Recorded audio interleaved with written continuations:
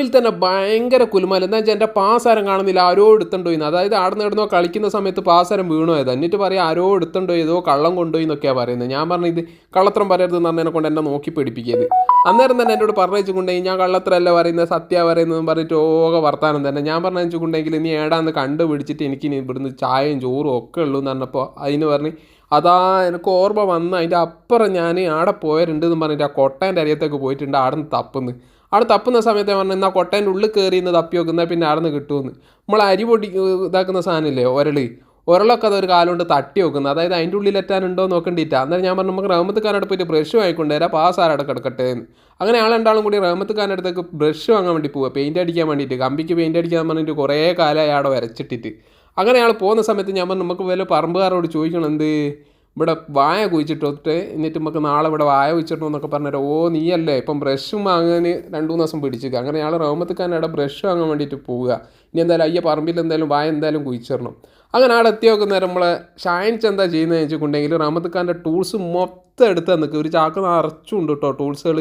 നമ്മളെ നാടോടിക്കാറ്റിൽ മറ്റവൻ പറയുന്നില്ലേ ചെറിയ കത്തി വലിയ കത്തി എന്നൊക്കെ പറഞ്ഞിട്ട് എല്ലാ ബ്രഷും ഇതിൻ്റെ ഉള്ളിൽ തന്നെ ഉണ്ട്. റഹ്മത്തൊക്കെ പണിക്ക് പോയിക്കെന്ന് പറഞ്ഞതിനെ കൊണ്ട് ഈ സാധനം ഒന്നും എടുക്കാണ്ട് എന്തിനേക്കും റഹ്മത്തൊക്കെ പണിക്ക് പോയെന്ന് ഒരു പിടുത്തമില്ല.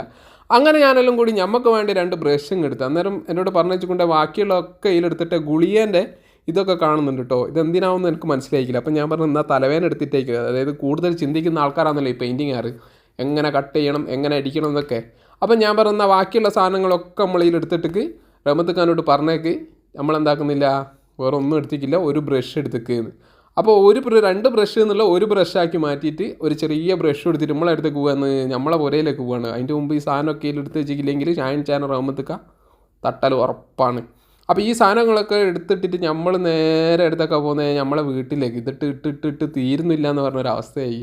അങ്ങനെ എല്ലാ കാര്യങ്ങളും നമ്മളായി ചാക്കിലും എടുത്തിട്ട് ചെറിയ ചാക്കാണെങ്കിലും കുറേ സാധനങ്ങളുണ്ടെന്ന് പറഞ്ഞിട്ടുണ്ട്. അങ്ങനെ പുരയിലെത്തിയിട്ട് ഞാൻ കൃതുവിനോട് പറഞ്ഞു നമുക്ക് ഡ്രസ്സ് മാറിയിട്ട് വരാം എന്ന് പറഞ്ഞ് ഞാൻ ഡ്രസ്സൊക്കെ മാറി.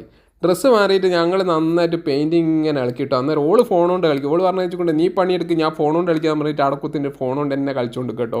ഞാൻ 100 പ്രാവശ്യം ഓളോട് പറഞ്ഞു ഇതിലേക്ക് നോക്കുമെന്ന് പറഞ്ഞിട്ട് ഒന്നും നോക്കുന്നില്ല. ഓള് ഫോൺ കൊണ്ടുള്ള കളി തന്നെ. ഫോൺ കിട്ടിക്കഴിഞ്ഞാൽ ഇപ്പോഴത്തെ മക്കൾക്ക് വേറെ ഒന്നും വേണ്ടല്ലോ.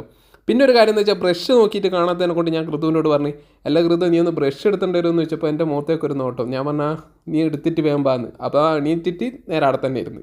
പിന്നെ ഇപ്പോൾ ഇനി എന്തായാലും ബ്രഷ് കൊണ്ടുവരും നമുക്ക് പ്രതീക്ഷിച്ചിരിക്കുക. അങ്ങനെ ഞാൻ ടിന്നറൊക്കെ ഇതിലേക്ക് എടുത്ത് പാരുന്ന സമയത്ത് ഉമ്മ എന്നോട് പറഞ്ഞത് ടിന്നർ എന്ന് പറയുമ്പോഴത്തേക്ക് ഉമ്മ പറഞ്ഞാൽ ഡിന്നർ രാത്രിയാക്കാമെന്ന്.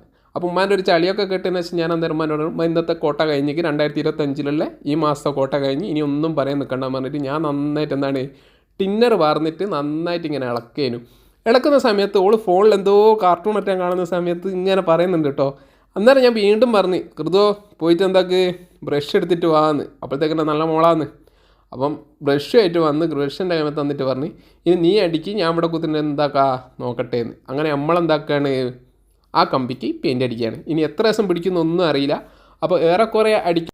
അങ്ങനെ നമ്മൾ അടി തുടങ്ങിയ സമയത്ത് റഹ്മത്ത്ക്ക് നമ്മളെ ഫോണിലേക്ക് വിളിച്ചിട്ട് പറഞ്ഞു നീ പെയിൻ്റ് അടിക്കുക ഞാൻ പണി സ്ഥലത്തള്ളത്. ഞാൻ പറഞ്ഞു നിങ്ങളെ ബ്രഷൊക്കെ വാങ്ങിക്കൊണ്ട് വന്നിട്ട് ഞാൻ എന്തായാലും പണി തുടങ്ങിയേക്ക് ഇനി എപ്പോഴാണ് കൃതു ഉണ്ട് നമ്മളെ കൂടെ എന്ന് പറഞ്ഞപ്പോൾ മുപ്പർ പറഞ്ഞു വെച്ചിട്ടുണ്ട് എന്നാൽ പിന്നെ പെട്ടെന്ന് തീരല്ലോ ഒക്കെ പെട്ടെന്ന് ബ്രഷ് കൊണ്ട് അടിക്കുന്നൊക്കെ അറിയാലോ എന്ന്. ഞാൻ നേരം തന്നെ പറഞ്ഞു ഓള് ഉഷാറാള് എന്നാണ്. അങ്ങനെ ഒന്നും നോക്കണ്ട ഞങ്ങൾ രണ്ടാളും കൂടി അടിയോടടി ആടലോ അടിയോടടിയും എന്താ വെച്ചുകൊണ്ട് ഓളിങ്ങനെ ആടി കളിക്കുന്നു. ഞാൻ ഇവിടെ നിന്ന് ഇങ്ങനെ വെയിലും കൊണ്ട് വിറ്റാമിൻ സിയും ഡിയും EFG ഒന്നും ഉണ്ടെന്ന് ഞാൻ പറയുന്നില്ല. എന്താ വെച്ചിട്ടുണ്ടെങ്കിൽ ഉച്ചക്ക് പോയിട്ടാണ് വെയിൽ കൊണ്ട് ഇങ്ങനെ അടിക്കട്ടോ. വെയിൽ അടിക്കുന്ന സമയത്ത് നമ്മളെ വീട്ടിൽ നിന്ന് പറഞ്ഞു വെച്ചിട്ടുണ്ടെങ്കിൽ എനിക്ക് നാളെ രാവിലെ എണീറ്റിട്ട് അടിച്ചുവിടുന്ന് വെച്ചപ്പോൾ ഞാൻ പറഞ്ഞു ഇന്നത്തെ മുറുക്കം ഇന്നേ കിട്ടുമെന്ന്. അപ്പോൾ റഹ്മത്ത്ക്ക എന്താക്കി പെയിൻ്റ് അടിച്ചു തരും എന്ന് പറഞ്ഞിട്ട് നമുക്ക് അടിച്ചു തന്നില്ല. അങ്ങനെയെല്ലാം കൂടി നമ്മളവിടെ കുത്തിനിട്ട് കൃതു ഞാനും കൂടിയും പെയിൻ്റ് അടിക്കാൻ തുടങ്ങിയപ്പോൾ കൃതു പറഞ്ഞു കൂടി ഇന്നറ്റാൻ തീർക്കുമോ വരയ്ക്കാൻ തന്നെ കുറേ എടുത്തിക്കല്ലോ എന്ന്. അപ്പോൾ ഉച്ച അതിനെ കൊണ്ട് ചോറ് തിന്നാൻ വേണ്ടിയിട്ട് ഇങ്ങനെ വിളിക്കുന്നു പറഞ്ഞിട്ട് ഓള് പോയിട്ടോ. ഞാൻ പെയിൻ്റ് അടിക്കുന്നതിനെ കൊണ്ട് ഞാനവിടെ നിന്ന്. അന്നേരം ഉമ്മ പറഞ്ഞു വെച്ചിട്ടുണ്ടെങ്കിൽ ഞാൻ ചോറ് വാരിത്തരാമെന്ന്. അപ്പോൾ ഞാൻ പെയിൻ്റ് അടിക്കുന്നത് ഉമ്മ ചോറ് വാരിത്തരുന്നത് രണ്ടും നടക്കുന്നുണ്ട്. അപ്പോൾ കൈമ പെയിൻ്റ് ഉള്ളതിനെ കൊണ്ടാണ് ഉമ്മ ചോറ് വാരിത്തുന്നത് വിചാരിക്കേണ്ട. ഉമ്മ ഇടയ്ക്കിടയ്ക്ക് ഇങ്ങനെ ചോറ് വാരിത്തരും. എന്താ വെച്ചിട്ടുണ്ടെങ്കിൽ നമ്മൾ വാരിത്തുന്ന നേരം കുറച്ചേ തിന്നാൻ പറ്റും. എൻ്റെ ഒരു ഇതാണേ കുറച്ചേ തിന്നാൻ പറ്റും. ഉമ്മമാർ വാരിത്തരുന്ന സമയത്ത് നമുക്ക് കുറേ ഭക്ഷണം കഴിക്കാൻ പറ്റും. അതൊരു പ്രത്യേക രസമാണ്. അത് കഴിച്ചവർക്ക് മനസ്സിലാവുമെന്ന് എനിക്ക് തോന്നുന്നു. അങ്ങനെയെല്ലാം കൂടിയും ആര് വന്ന് ഫാത്തിമ വന്നിട്ടുണ്ട്. അവിടെ നിന്ന് നമ്മൾ പെയിൻ്റ് അടിക്കുന്നതൊക്കെ ഇങ്ങനെ നോക്കിയിരിക്കുന്ന സമയത്ത് കൃതുവിൻ്റെ കളി പറയണ്ടല്ലോ. ഓള് ചെരുപ്പ് എടുക്കുന്നതെന്ന് വിചാരിച്ച് ഫാത്തിമ ഉണ്ട് കുപ്പായത്തിൻ്റെ ഉള്ളിൽ വെക്കുന്ന ചെരുപ്പ്. ഞാൻ പറഞ്ഞു തലയിലവിടെ വെച്ചാൽ അവളെ നിലത്തിട്ട് ചവിട്ടണ്ടാന്ന്. അങ്ങനെയെല്ലാം കൂടി അതൊക്കെ കേട്ട് രണ്ടാൾ അടി കൂടി കൃതു അങ്ങ് പോയി.